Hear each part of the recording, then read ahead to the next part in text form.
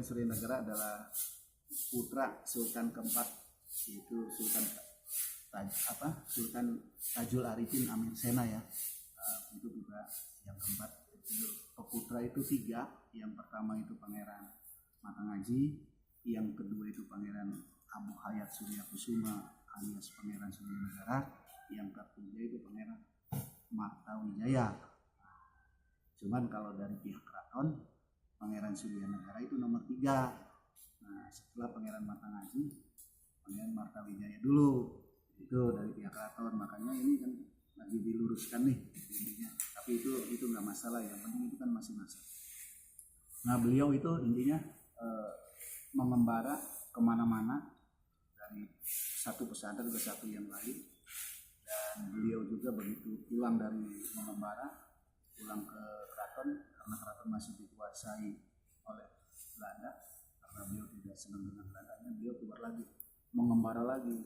Di samping itu di dalam pengembaraan beliau itu banyak ya, dari Sindangkasih, Wanayasa, Bogor sampai ke Suryalaya, Tasikmalaya ke sana, sampai Jatibarang juga ada petilasannya di Bulak itu Tambi.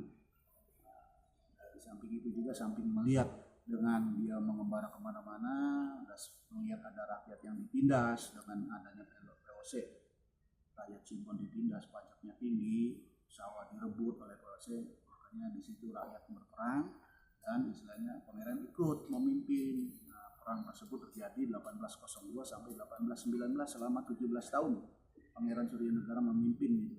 Nah, itulah Pangeran Suryanegara. Di samping siar Islam, beliau juga pahlawan nasional sebenarnya, cuman karena yang membentuk sejarah atau yang bikin sejarah kebanyakan orang Jawa, akhirnya catatan itu tidak ada gitu. Padahal Pangeran Suryanegara 17 tahun melawan Belanda sudah keteter, minta bantuan dari Madura, minta bantuan dari Sulawesi, itu kan sudah keteter. Cuman pada saat itu karena ada pengkhianatan dari keraton, pangeran juga, ya akhirnya tetap aja kita dikalahkan, karena Belanda itu pinter dalam hal politik yang tidak impera ya, memecah belah seperti itu. Itu sejarah singkatnya. Kebetulan beliau juga istrinya sudah sepuh dan ingin mendirikan keraton, yaitu Keraton Singapura, dan beliau karena sudah sepuh akhirnya baru bisa menciptakan pintu gerbang namanya pintu Siblawong, atau yang sekarang dikenal Lawang Gede yang ada di Bekasinya. Itu istilah beliau, istilah yang tinggalan terakhirnya.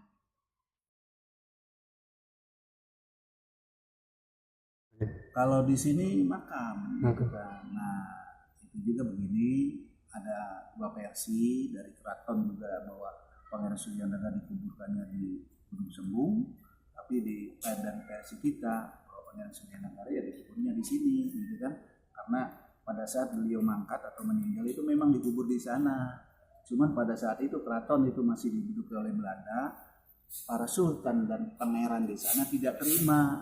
Akhirnya Pangeran Suryanegara itu secara kasar diusir atau dibopong dari Gunung Sembung, dipindah ke sini. Cuman sebelum kejadian itu, kata orang tua nih itu ketinggalan, bahwa Pangeran Suryanegara itu mimpeni ke sesepuh atau mimpi ke orang yang pinter, boleh saya dipindah asal syaratnya tanahnya sama dengan di Gunung Jati. Nah, akhirnya sesepuh yang di sana atau orang tua yang di sana membawa contoh, muter-muter, ternyata yang cocok di sini.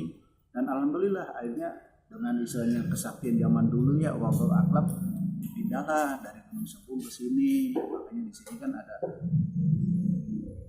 pohon nagasari gitu kan. Pohon nagasari ini salah satu istilah pohon ya sangat bertuah lah gitu kan.